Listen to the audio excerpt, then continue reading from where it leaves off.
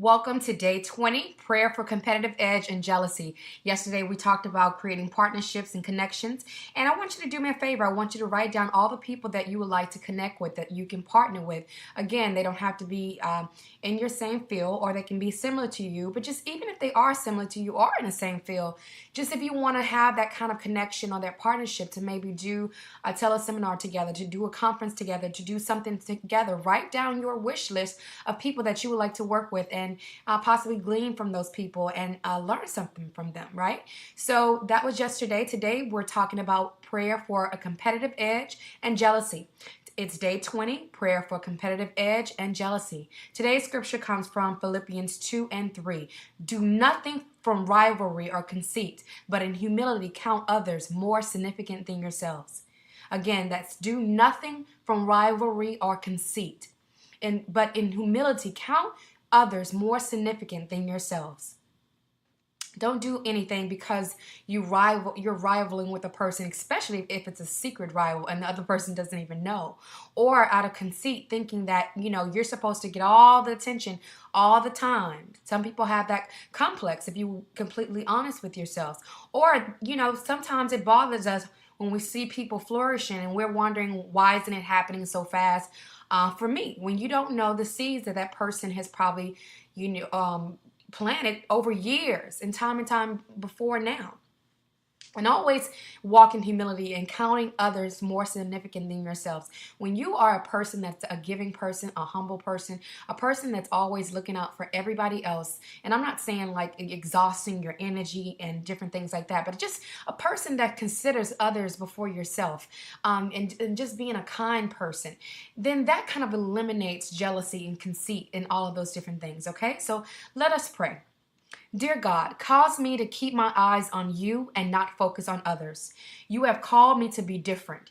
Cancel any attitude of lack in me and eliminate the possibilities for my business. Grant me fresh ideas to stand out in my field and grow my business in ways I never imagined. Allow me to remain focused on my gifts, talents, and success. I denounce any jealousy that may arise when I see others achieving success before me. I am unaware of their journey and remain patient for my time. For the race is not given to the fastest or the smartest, but the one who endures. God, give me the strength to endure. I trust you to protect me from my enemies. Guard me from senseless chatter. I rise above anything that distracts me from my purpose to fulfill my dreams. I put on the armor of faith and trust you to fight my battles. Hide me in your strong tower, for you are Jehovah Nissi, my banner against my enemies. Amen. When you have a competitive spirit, it can be healthy sometimes in business if it's properly placed. But competition is an attitude of lack. When you are always in constant competition with others, you intrinsically believe that there is not enough to go around for you. And that's kind of the issue that you have with women. When women are competitive and women are, competing against each other, whether it be whatever the case may be, it's because it comes from an attitude of lack, meaning that there's a shortage of men or shortage of persons. I don't know. It's just because it's an attitude of, if this person has more than me, then it's not enough to go around for me to have. So I'm gonna try to compete to get it. And that's just an attitude of lack. I don't want you to operate in an attitude or a mindset of lack in your business. There are so many people on the face of the earth.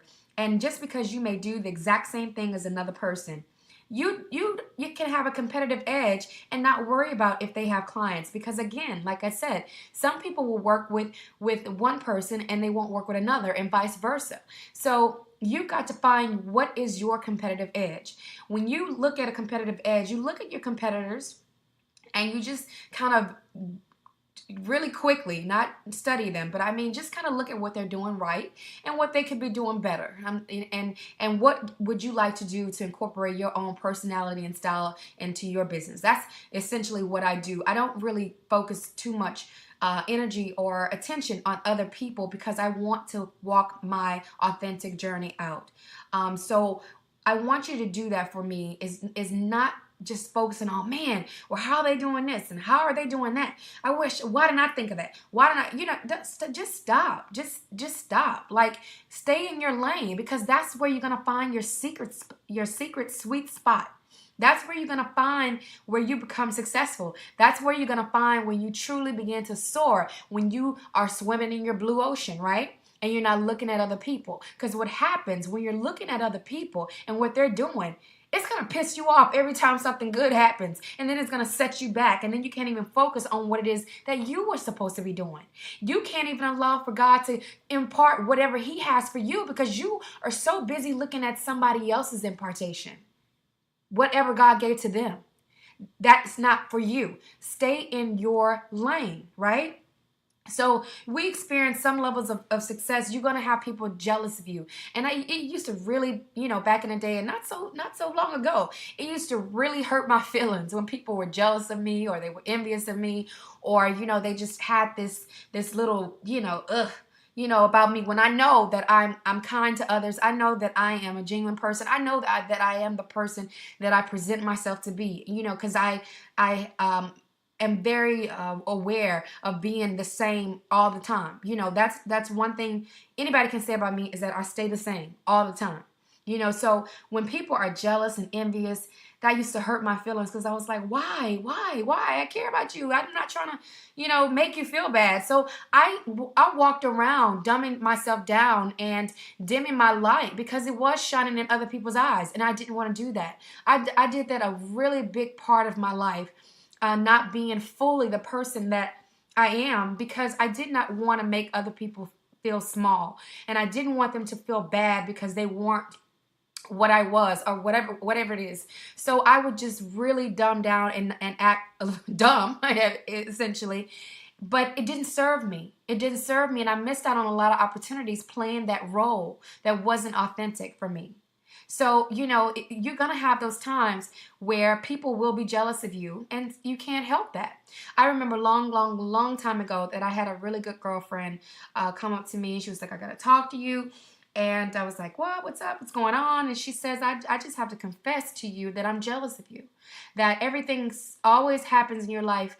Seems like everything you touch turns to gold. And I'm very envious of that. And, we begin to cry and we begin to pray. I know that's a little extreme, but, she had to confess that to get that off her heart.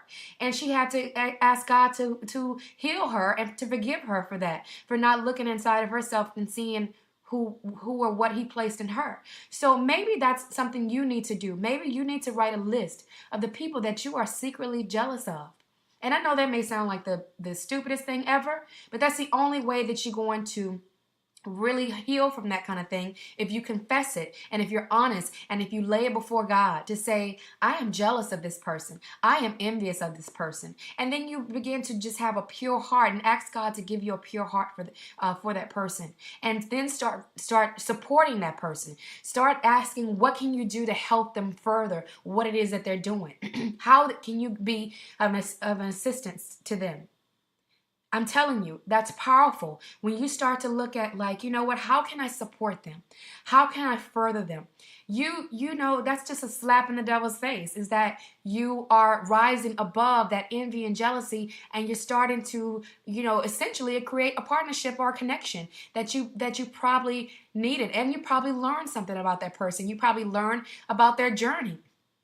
And then you'll find yourself pleasantly surprised, because there is a saying that says when you hating someone is like drinking poison and expecting the other person to die from it. That's stupid, right? So that's what we do when we're jealous of people. When we have ill intentions for people, it's like drinking poison and just twiddling our thumbs waiting on them to die when we are the one drinking the poison. And especially when they have no idea that you're even jealous of them or even know them, for that matter. Right? In 2 Timothy 2:5, it says an athlete is not crowned unless he competes according to the rules.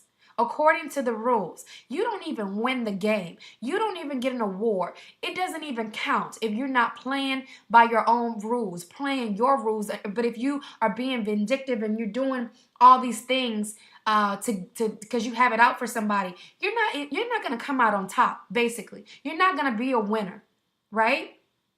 So whatever you do, work heartily as the Lord and not for men. That's Colossians 3:23. Whatever you do it unto God, not for men, not for the praise and clap of others. And I get that when we have people to praise us, when we have people complimenting us all the time, that feeds something in us that we're missing. Why do you think that people post all of their bags, their shoes, their every little move, what they're doing? And generally it's just pure, hey, the culture we live in, social media with the sharing. But essentially it's for people to have people feel a certain way about their life, to envy them. People are feeding something that's empty in them. So all of that, oh my God, that's so cute. Oh my God, that's so bad. Man, that's a bad. Oh Lord, you dress so well. You do this. Oh, you have the best this. It's to cause envy in other people. So be very careful about misplaced jealousy. Be very careful about what it is that you're missing in your life to where you need all of that input from others, right? That I want you to be very aware of that, because really essentially why do we do that? Why do we have to share price tags and what all of this kind of thing? Because there is something missing in our life to where that kind of stuff covers up everything else and makes everything else okay. Because a person that's really whole and a person that really has it going on, they don't have to share it with every little detail of materialistic things with the world. Because you don't do it for others. You do it for yourself, for your own satisfaction. And that satisfaction of having it is enough. It's enough, okay? So I'm just calling it out right now. So if you are a person that way, I want you to pray that God humbles you and that everything that you do is rightfully placed. Okay? And in Luke 4:24, it says, "But I tell you the truth, no prophet is accepted in his own hometown." No prophet is accepted in his own hometown. And that is so true. Because I remember when I started coaching and I started doing whatever, I had all of my clients. I even had a client in Rome and clients in New York and DC and California and Florida. I didn't have one client in Houston, Texas. It was like everybody had to sit back and kind of see what it is I'm doing. And I was being celebrated all over the world and not so much in my hometown. But that's with anybody. It's natural because we don't see sometimes the gym that we have in our own backyard because it's so familiar to us, right? So then when we see the enormity of a person and we see their gifts and their talents, it takes everybody else to kind of recognize it before sometimes people that are the closest to you to recognize it. And that's okay. You don't have to feel bad about that. You don't have to feel, hurt by that. You don't have to say, you know what, these people don't support me and this, and this. Just give them time. Just give them time and you keep doing whatever it is that you're supposed to do. Because again, you are doing it unto God, not unto man. So who cares who doesn't support you? Who cares if they do support you? It doesn't matter because you're not doing it for anybody but for you, your family, and God. All right. So definitely, I want you to start looking at your little bitty innuendos and how you operate and why you do the things you do. And what are you feeding? What is the deficit in your life that you're feeding off of envy, jealousy, or you are always looking for applause and compliments and different things like that? What is it that you're missing? And you figure that out and you heal that, and you feel that void, right? Because there are moments when we see people achieving levels of success and we become jealous. And when you become jealous, it eats at you. And then when you are jealous and envious of a person, you try to find out what's wrong with them. You find something wrong with them to make yourself feel better. I give you a prime example, a personal example. If you ever broke up with a guy or girl and they go out and get another girlfriend or boyfriend, you try to find something wrong with the girl or the guy to make yourself feel better about the situation. You try to say, oh, she's not as cute as me. Oh, she doesn't dress better than me. Oh, he doesn't have more money than I do. Or look at his car. You try to find something that is so you can one-up them and make yourself sleep at night. That's what we do in business as well. Oh, well, I know they really ain't making no money. I know their sister's cousin, brother, stepson who told me, you try to find all of this fault in people when that's an indictment on your character and who you are as a person. So stop it. Stop doing that and stay in your lane and be the thoroughbred horse that you are as an entrepreneur and wear your blinders on. That's a distraction. Looking at other people, worrying about, quit counting other people's money. Worry about your money. Get your money up and quit worrying about everybody else. Because I'm telling you, I wish no one would want to trade places with me when I had $11.80 to my name. So that was my journey though. Some people you want to skip and be at the place where some people are, but you're not willing to walk the same journey or the hard stuff that they had to go through to get there. You can't say that you want to be somewhere and you can't go through the stuff. You don't want to go through the development to make you who you need to be.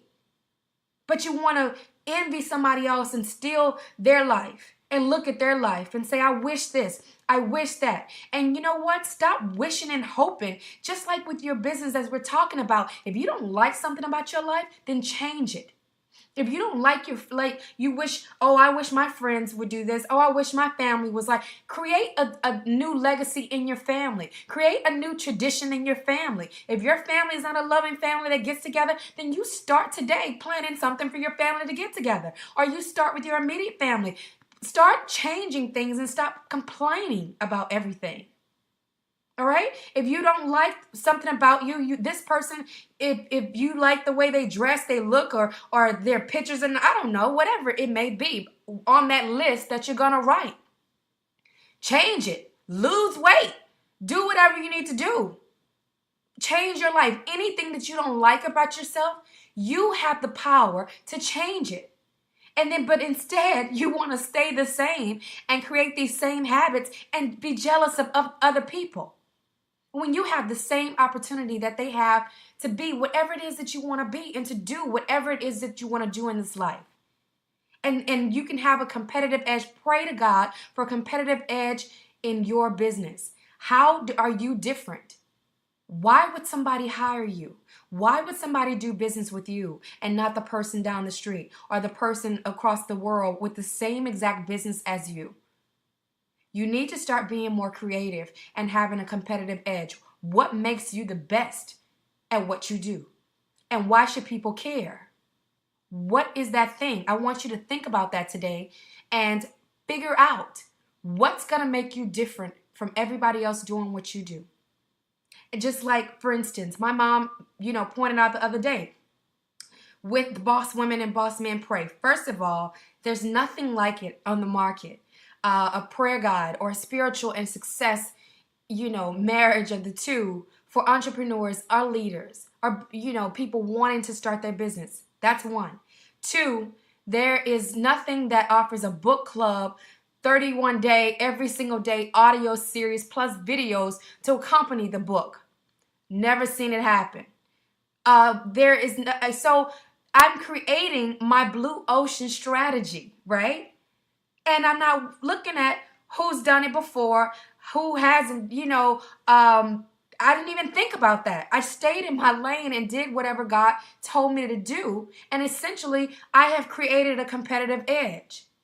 Okay? And then I don't get caught up in jealousy in other people and whatever. And if I ever see like, man, I wish I can do that. Or, oh, how can I begin to pray and say, how does this look in my life? How can this look, like the way the God you wanted to look in my life? And I don't want a counterfeit blessing.